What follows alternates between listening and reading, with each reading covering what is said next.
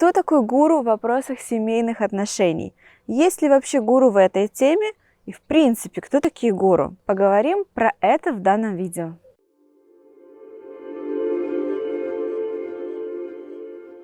Что вы представляете себе, какую картинку, образ, когда слышите слово гуру? Я представляю, например, индийского учителя, йоги, может быть, какого-то учения, который сидит, и все ему в зале дают свое внимание, внимают его информацию и почитают его. Будьте осторожны в теме гуру, не заводите себе гуру, каждый сам себе бог, и бог есть в нас, не нужно поклоняться, не возведи себе кумира, как говорят. Все гуру, они в жизни обычные люди, у них есть у всех недостатки, у них есть у всех ошибки, косяки, у них у всех есть непроработанные какие-то негативные черты личности, и поклоняться никому не нужно. Проблема вот этой системы гуру, что это напоминает немножко секту, где нет не только равного общения. Вот смотрите, в любом бизнесе, например, у человека есть свои права, которые, по идее, должны соблюдаться. Там все равно есть определенное равноправие. Даже если у вас есть начальник, шеф, который старше вас по лестнице, тем не менее, у вас есть право в любой момент сказать, что вы с ним не согласны, объяснить почему. У вас есть контакт. Даже не напрямую, возможно, а выстроенный как-то в системе, но вы можете передавать информацию от себя. В системе гуру нет такого. Вы просто должны открывать рот и глазки, слушать ушки, и вы не можете давать в ответ ничего, вас там не услышат. В общем, гуру – это отголоски сектантства, это на самом деле нехорошо. И очень жаль видеть, как многие люди, получающие популярность в разных сферах, иногда даже в психологии, немножечко вот этим гуризмом начинают попахивать.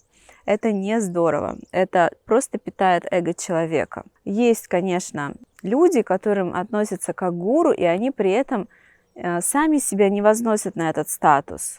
Я не буду сейчас называть там имена, фамилии, чтобы не переходить на какие-то личности, но если человек при этом остается простым, если он не общается с людьми высокомерно, с позиции сверху, не готовый слышать снизу какой-то ответ, то это замечательно. Но такой человек не будет сам себя называть гуру. Даже если люди будут идти к нему с такой позицией, он сам не будет себя так никогда называть и считать.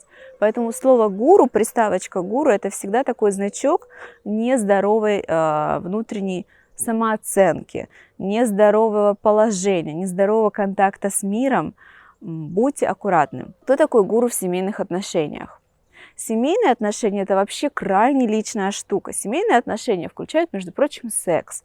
Секс – это одно из, не знаю, самых личных моментов контакта двух людей, в которых гуру вообще не может быть. И даже я уверена, что врач-сексолог наверняка, это я сейчас чисто логически, интуитивно прихожу к этому, я никогда не общалась с сексологами, прям вот так напрямую, как клиент, например. Но я уверена, что даже врачей-сексологов учат тому, что есть какие-то нормы, как помогать человеку, как привести его к норме, но ориентироваться нужно всегда на человека, на индивидуальность, что в каждом случае будет по-разному. Это как в медицине. Точнее, даже, знаете, в медицине хоть анализы сдать можно, проверить там, не знаю, уровень лейкоцитов, да, а в психике, а отношения – это тоже психика, это психология, психика и сексуальные контакты. Там невозможно ничего измерить. У тебя был оргазм? Ну да, вроде был. Как мы померяем? Именно в процессе секса мы можем это померить? А тебе хорошо с ним? Ты чувствуешь себя счастливой? Да. У вас здоровые отношения? Да. Как мы это померяем?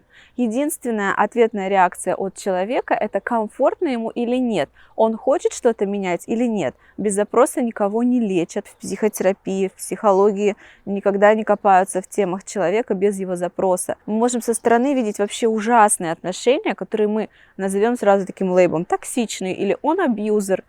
Но на самом деле, если второму будет в паре хорошо, то этот лейбл будет ничего не значить, эта марочка не сработает. Потому что единственный критерий того, что нехорошо, это когда сам человек хочет что-то изменить, ему не окей. Бывает, что ему окей, со стороны все видят, думают, какой ужас. Поэтому вот в теме именно семейных отношений гуру вообще быть не может. Совершенно. Это настолько же уникально, индивидуально, как идет мужчина по улице, смотрит женщина и думает, блин, какая красивая, вот все прям внутри что-то там просыпается, все, я, наверное, влюбился. А другой идет и смотрит, думает, какая страшная баба. Ужас вообще, никогда бы на нее не посмотрел. Как она может кому-то нравиться?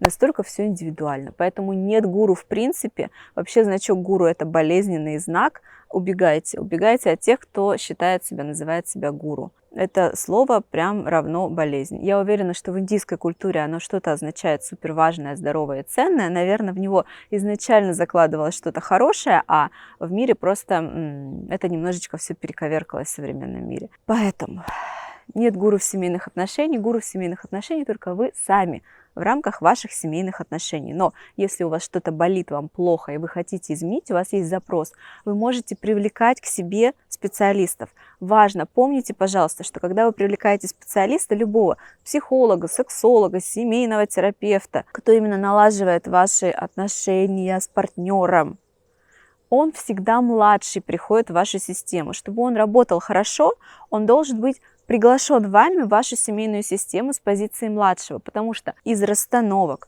из правил систем изменения может в системе вносить только младший.